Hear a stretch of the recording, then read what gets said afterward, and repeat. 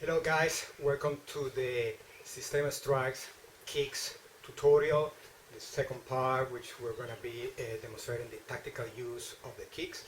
I got Alex again helping me today. Thank you, Alex, for coming today. So well, we're wearing all our training gear. We're filming in a residential area, so all this is our training gear. We've got a training gun. It's only a plate holder. So we clarified in the first part the kicks, the different kicks. So if you haven't seen it yet, just go and visit the first part where we explain in details the different kick. But today we're going to be kicking the myth out of the way. Why in Systema we don't execute high kicks? Well, the tactical reason for that is very simple. You want to maintain your feet on the ground. That's where they belong. Every time that you kick, you lift your foot any higher than the hip, you are putting yourself in an unnecessary risk, and therefore is deemed unsafe. If you are part of a military unit or a police organization, you probably know that you don't kick high. The practical reasons as well is that we're wearing ordnance boots, which are heavier. These ones are actually pretty light, it's around 100 grams. But still, it's very difficult to execute high kicks when you're wearing heavy boots that also restrain the movement of your ankle, which makes your ankle safer, that you're not going to sprain them.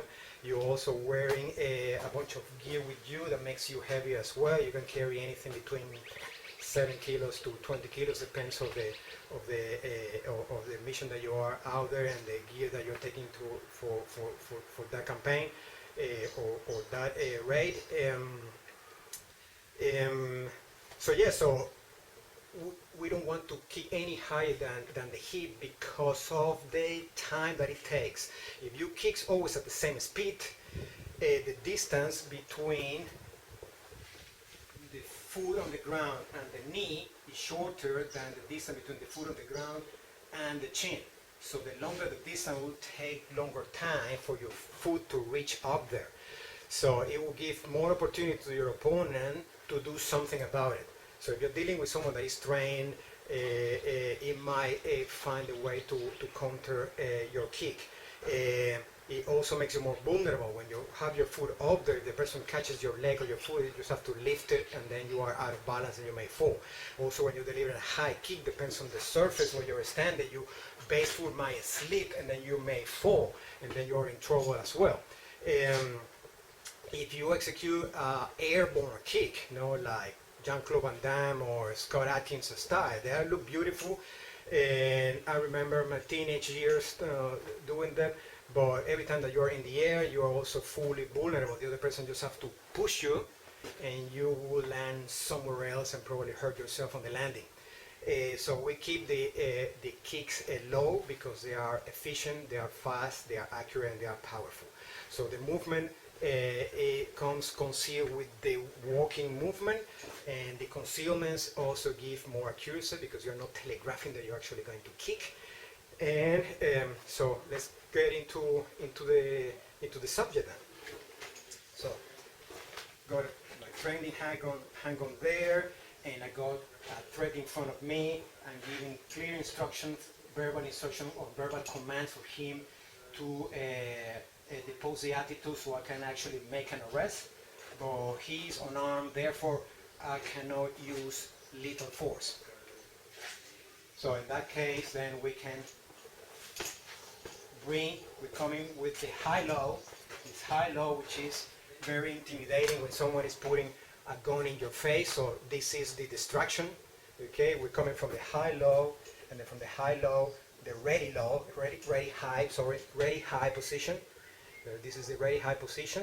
We're coming to the ready low position. Okay, the reason for that is that if I'm approaching him and I stay in the ready high, he can grab my gun. Okay, before I get to kick. So I'm creating the distraction here, which is an intimidating gun to the face in the ready high, and as I'm approaching, I come to the ready low. The ready low, I'm taking the gun away from his reach, and from there I'm able to deliver the kick to make them subdue. And then from there Then I can bring gun to the holster and then execute submission and control or handcuffing and put them into custody. So coming from the ready high, keys on arm, I cannot use lethal force, ready high, come to the ready low. On the ready low position, if needs be, I can still discharge the firearm from there. Okay? So I can steer from here, from the ready low, use a lethal force. Okay? So I'm in balance, so we can switch positions to demonstrate here in the right angle. Okay? So in balance, shoulders aligned with the hip. For the back, Alex, please. Okay? I'm coming from the ready high, I bring it to the ready low, and I'm delivering the figure 8 kick there. Okay? It can be done from the standing position or on the walk. I'm walking, ready low, boom, kick. Walking, ready low, kick to the solar plexus. Walking, ready low, figure 8 to the knee. Walking really low, heel to the hip flexor, right? Come ready high to the ready low, figure 8 from there, capture the arm, I can bring to holster and initiate my submission and control from there, and then handcuffing and so forth, or bring him into the ground. Okay, those are the front kicks. What happened with the rear kicks, the side kicks? Okay, let's say that I'm engaging, I'm in the ready high position here, engaging a target in front of me, and I perceive there is a threat coming from the right side. Okay, I transfer my body weight, maintaining the balance, hip aligned with the hip to the front, whipping motion, boom, and deliver a low kick there to the solar plexus, or a lower kick there to the knee. Right? What if my right kicking leg is at the front? I'm engaging a target here at the front. I transfer the weight to my rear leg, maintaining balance, hip in alignment with the shoulders. I'm in the ready high. I look over the shoulder, and I deliver the high kick there if needs be. Then I'm going to engage him with lethal force. Right? So again, with the rear leg, transfer the weight to the front. I'm engaging a person at the front. Look over the shoulder. Deliver this high, the kick to the solar plexus there. And kick to the knee. If my legs is at the front, the kicking legs at the front, I'm in the ready high position. Transfer the weight to the rear leg. Free my front leg, starting with the whipping motion from the hip, and deliver the kick from there to the solar plexus.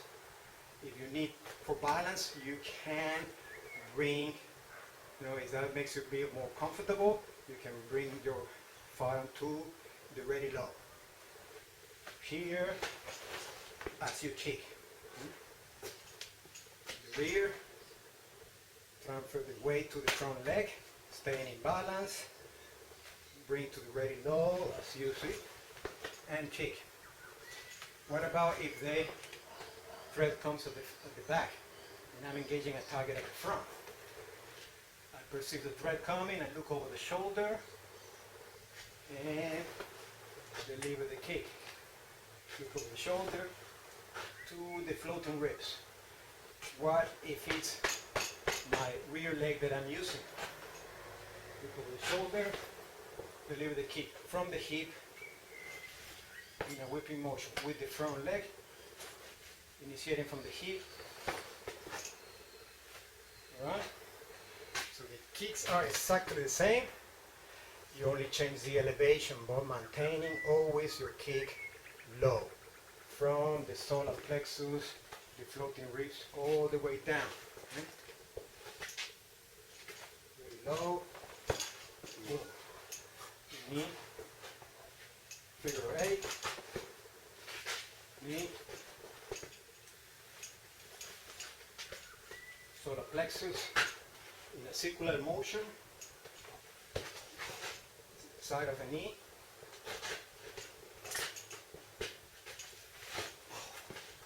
Floating ribs. If I'm on the side here, in a hook motion, the inner thigh that way, the groin. What is the target? What is the target is slightly out of alignment with or side. You perform what we call micro adjustments. Okay? So I'm kicking with my rear leg and the target is moved a little bit forward to the front. So it's not going to be completely a side kick because he's not here, he's there. Then you make the whip in a hooking motion. Right? To reach at the front. Start of the kick of the leg. To the solar plexus. Alright? So I think that clarifies all the different type of kick, taking into consideration your extra weight and the tactical reasons why we choose to not to deliver high kicks.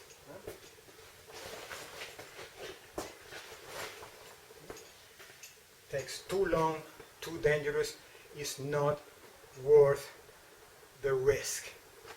Okay? If you have any questions, just write it in the comment below, and I will see you in the last part where we're going to be addressing some training tips and common mistakes and how to fix them. Thank you, Alex, for assisting me today. And we'll see you next time. Bye-bye.